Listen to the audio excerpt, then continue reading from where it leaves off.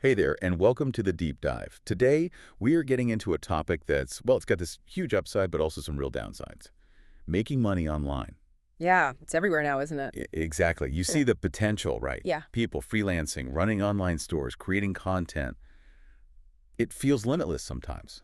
But, and this is the big but, wherever there's that kind of opportunity, scams follow. That whole promise of easy money. Scammers love it. They absolutely exploit that aspiration. It's a perfect lure. So for this deep dive, we've dug into the sources you sent over. We've got stuff on the legit ways to earn online and also the really grim side of online fraud. Our mission today, basically cut through it all, pull out the key stuff, the actual steps the sources talk about, and just as importantly, the warnings, the red flags you need to know, so you can actually navigate this space safely. And getting that balance is so critical right now. I mean, the scale of online opportunities has just exploded Right. globally. But yeah, right alongside it, you've got this massive surge in really sophisticated online fraud. It's not just about learning a skill anymore. You have to know how to protect yourself while you're doing it. And the Right. sources you share, they give us a really good focus on India specifically. Lots of concrete examples, which makes it, very real. Okay, let's unpack this then. Starting with the positive, the ways people are actually making real money online based on these sources. Hmm. And what jumped out at me was the source material lists, like 10 different methods. It really shows the variety. It really does. But a key point right from the start, from the sources anyway, is that these legit methods, they nearly always need skills, real effort, Mm. patience. Mm-hmm. It's definitely not a get-rich-quick thing, unlike the scams. It's more like running a marathon. Yeah, good analogy. So let's maybe focus on a few key methods. The source is really detailed. They show different approaches. First up, freelancing. The sources basically describe this as, offering your skills, writing, design, coding, marketing, video editing, whatever you're good at, project by project. Right, selling your expertise directly. And they mention specific platforms people use, like Mhm. Upwork, Fiverr, TopTal, People Per Hour, Freelancer.com. Those seem to be the main hubs. Yeah, those are the big names. And the sources lay out a pretty clear path to get started. First, figure out what skill you're actually selling. Yeah. Yeah. Then, build a portfolio. And they really stress this. It doesn't have to be paid work at first. Personal projects, mock-ups, maybe a blog if you're a writer. Just something to show off what you can do. Got it. So proof of skill. Exactly. Then you pick a platform, create a really strong profile, and crucially, learn how to write proposals that grab attention. Right. Got to stand out. And what about pricing? That seems tricky. It can be. The sources mention different ways: charging by the hour, a fixed price for the whole project, or even getting clients on a monthly retainer. Okay. Options. And the pay. The sources gave some specific numbers for India, which was interesting. Big range, though. Huge range, yeah. It really reflects experience. They say a beginner, someone just starting out, might make, say, 10,000 to 30,000 a month, maybe charging 300 euros to 700 an hour. Okay. Starting point. But then you get some experience, build your reputation, that intermediate level, could be 40,000 to 80,000 a month.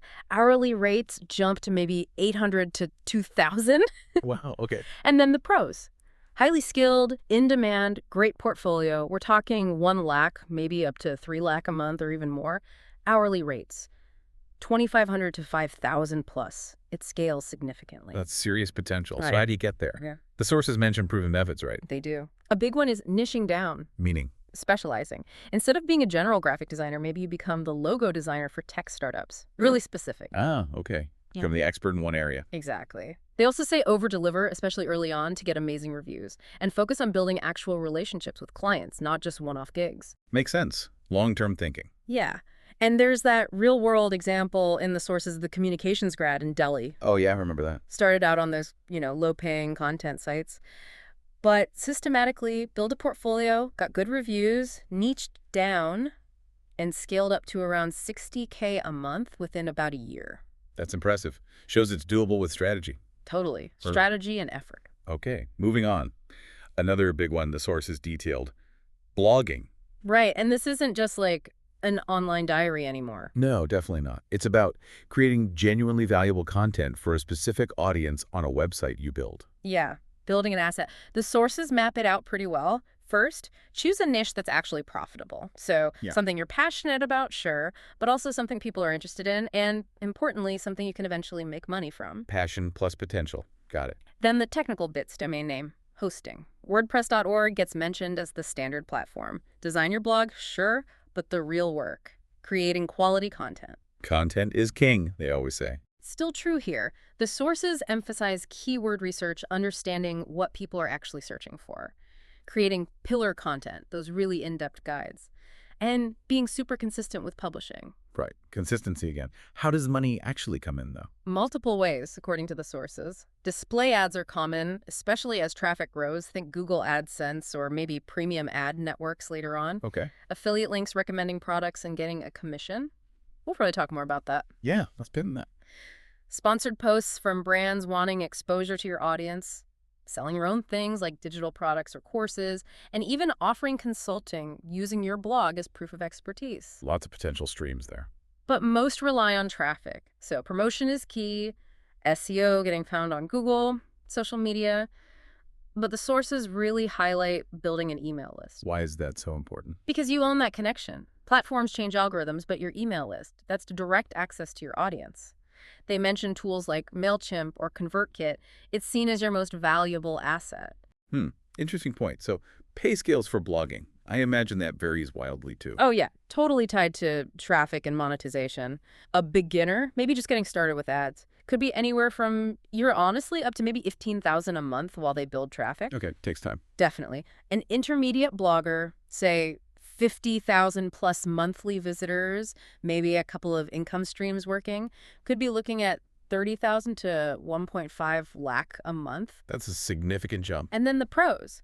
The big authority sites, maybe 200,000 plus visitors, multiple strong income streams. The sources suggest figures like 2 lakh up to 10 lakh a month or even more. Wow. That's serious business territory. It is. And the sources use Harsh Agrawal's Shout Maloud as a prime example. Right, the tech blog. Yeah. Started personal, grew into this major online business using affiliates, ebooks, ads really strategically. Shows how consistent value and smart monetization can build something huge. This is nicely into affiliate marketing. Let's unpin that one. Perfect transition.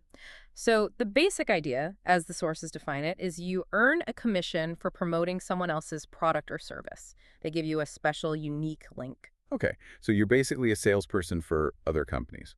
Sort of, but ideally more like a trusted advisor. Your platform blog, YouTube, social media, email list is where you introduce these products. And where do you find these products to promote? The sources mention networks like Amazon Associates. That's a really common starting point. Also, ShareSale, Impact, and some India-specific ones like vCommission and QLinks. Lots of places to sign up. And the key to doing it well, according to the sources. It's not just spamming links everywhere. It's about creating content that actually helps people decide. Like reviews, comparisons. Exactly. Reviews, comparisons, tutorials, maybe resource pages listing useful tools. You're building trust, guiding them, so when you recommend something, it means something. And being upfront about the links being affiliate links is crucial for that trust. Transparency, right. And the earnings. How does that look? Super variable again. A beginner with a small audience might make $1,000 to $10,000 a month, maybe mostly from lower commission programs like Amazon. Okay. An intermediate affiliate, maybe they have a more dedicated audience. Maybe they focus on products with bigger payouts, high-ticket items. They could be earning a $25,000 to 1 lakh. What's a high-ticket item example? Well, the sources contrast earning a tiny commission on a 500 gadget versus a much larger commission on, say, 10,000 web hosting or a software subscription. Promoting higher priced things can really boost income if it fits your audience. Okay. Makes sense. And the pros? The super affiliates, they're skilled at driving lots of targeted traffic and converting that traffic into sales for high commission products. They could be looking at Aura 1.5 lakh up to, 15 lakh plus a month. It gets pretty high. 15 lakhs plus. Wow. Yeah. It takes serious skill and usually a large, engaged audience. Understanding buyer intent is key here, knowing what problem someone is trying to solve when they search online, and offering the right product recommendation. Like searching best laptops under 50,000 shows clear intent to buy. Right, meeting the searcher's need. That engineering student example from the sources was great. Yeah, reviewing phones on YouTube, started small with Amazon commissions, built an audience, built trust, then hitting 50K a month just from commissions, even before adding sponsorships, shows how value and audience building pays off. Definitely. So yeah, we've gone deep on freelancing, blogging, and affiliate marketing because the sources had a lot there. But it's worth mentioning they list others too. Like what? Online teaching and coaching, running a YouTube channel or podcast, often tied into blogging or affiliate stuff. Things like dropshipping or e-commerce, selling physical products online. print on demand, selling your own digital products like templates or software, stock photography, videography, becoming a virtual assistant, or finding other remote jobs. Even stock market investing is listed as an online earning path. Quite a list. Yeah, but the common thread across all of them in the sources, they take work, skill development, a strategic approach, no magic bullets. Right, which is the perfect, if slightly sobering, transition. We've talked about the opportunity. Now we have to talk about the dark side. The sources highlight the online scams. Yeah, it's the essential counterbalance, isn't it? That very dream of easy money, working from home, it makes people vulnerable. Scammers are experts at exploiting hope. And the scale is just worrying. The sources pointed out cyber fraud cases jumped over 4 times in India in fiscal 24. Yeah, a huge increase, resulting in millions, potentially around $20 million equivalent, in losses, according to the figures cited. It's massive. That's staggering. So how do we spot these traps? The sources had a good list of common red flags. They did, and these are so important. First, be super suspicious of unsolicited contact, unexpected calls, emails, messages, especially if they demand urgent action. Urgency is a big sign. Huge. Second, if an offer sounds way too good to be true, massive returns, zero risk runaway, it is too good to be true. Got it. Third, watch out for pressure tactics. Act now or lose out. This offer expires in 5 minutes. They want to rush you so you don't think clearly. Makes sense. Don't let them rush you. Absolutely. Fourth, never give out personal info like OTPs, those one-time passwords, your main passwords, or bank details just because someone asks unexpectedly. Legit organizations won't do that out of the blue. Crucial point. Keep that info secure. And fifth, be really wary of unusual payment methods. If they demand payment in gift cards, crypto, or via some weird platform you've never heard of, huge red flag. Okay, those are clear warning signs. What about protecting ourselves? The sources listed protective measures too. Yeah, practical steps. First, always try to verify who you're dealing with. If someone claims to be from your bank or a company, find an official contact number independently and call them back. Don't trust the number they give you. Good advice. Double check independently. Second, keep your devices secure. Updated antivirus, strong passwords, and be so careful about clicking links or downloading attachments, especially from unknown senders. Basic cyber hygiene, but essential. Totally. Third, educate yourself. Stay aware of the latest scam tactics. They change all the time. These deep dives help. Hopefully. And finally, if you see something dodgy, or worse, if you get caught out, record it. Don't be embarrassed. Report it through the official channels. Okay, let's make this even more real. The sources had some specific, pretty disturbing scam examples. They did. They really show how these tactics work in practice. There was the Telegram task-based job scam. How does that one work? It often starts innocently, maybe on WhatsApp. Like these YouTube videos for small payment, they pay you a tiny bit, building fake trust. Grooming the victim. Exactly. Then they move you to Telegram for bigger tasks. But soon, they introduce prepaid tasks, where you have to invest your own money first to unlock higher earnings. They pressure you to put in more and more, often with fake urgency around tasks. Then, poof, they disappear with your money. And people lose a lot. Yeah, the sources mentioned a tech professional in Pune losing over 12 lakh. Devastating. Wow. Okay, a different type. Yeah. The FedEx or courier scam. This one uses impersonation. Someone calls pretending to be from FedEx or another courier company. They claim a package in your name has illegal stuff, drugs, fake passports, whatever. Scary claim. Right. Then they transfer you to a fake police officer or official. This official uses threats, maybe even a fake digital arrest, where they keep you on a video call, show fake police documents, fake warrants. Digital arrest, that sounds intense. It is. It's designed to isolate and terrify you into paying massive fees or fines to make the problem go away. The sources mention a Bengaluru woman losing 1.4 lakh this way. Just awful. Then there's the OLX QR code scam. This one feels particularly sneaky. It really is, because it reverses the payment flow. You're selling something online, say on OLX. A buyer contacts you, often pretending to be trustworthy, maybe an army officer. Building fake rapport. Yep. They insist on paying via UPI. Then they send you a QR code. They tell you to scan it and enter your PIN to receive the money. But the QR code is actually set up to debit your account, not credit it. So you end up paying them instead of getting paid. Exactly. You scan, enter your PIN, thinking you're getting cash, and bam, money leaves your account. Very clever, very nasty. Definitely one to watch out for on marketplaces.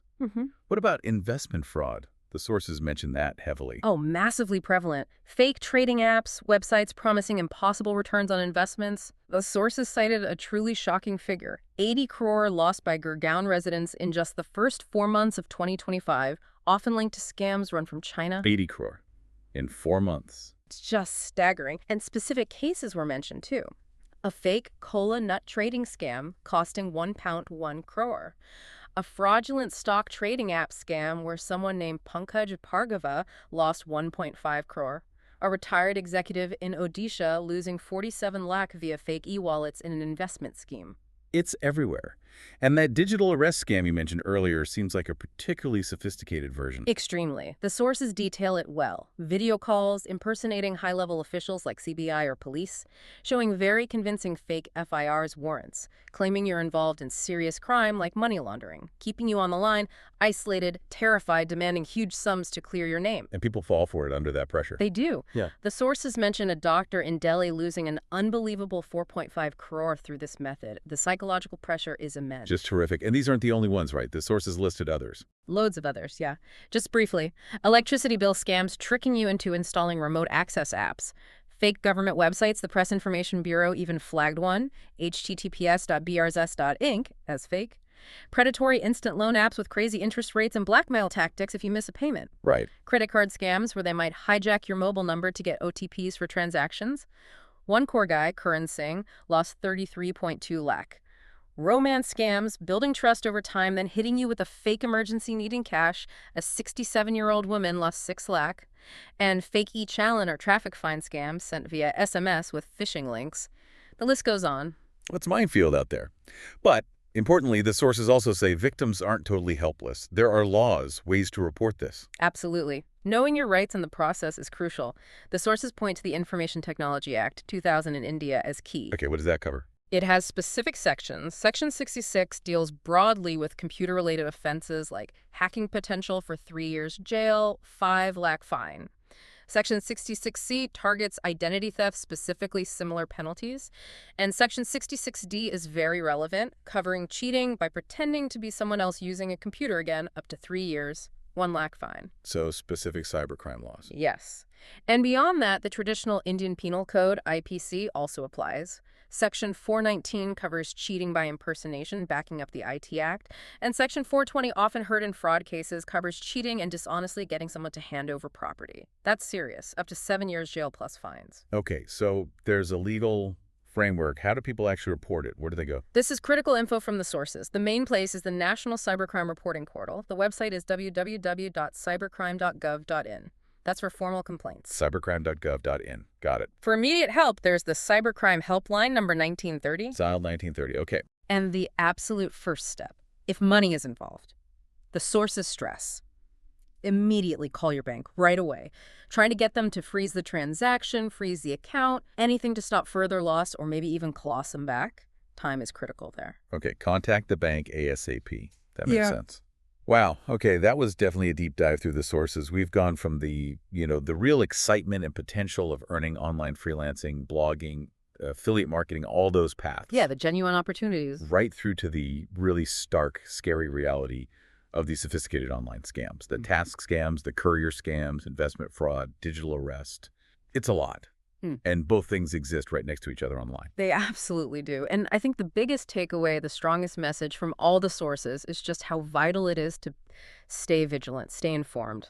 Knowing those red flags we talked about, knowing the protective steps, knowing where to report it. If the worst happens, that's your best defense. So thinking about everything we've covered from these sources, this clear potential for earning online, but balanced against these constant evolving threats, it really leaves you, the listener, with a fundamental question, doesn't it? How do you personally navigate this digital world? How do you decide who and what to trust when you're looking for those online opportunities? Just approach everything online with a healthy dose of critical thinking. Question everything.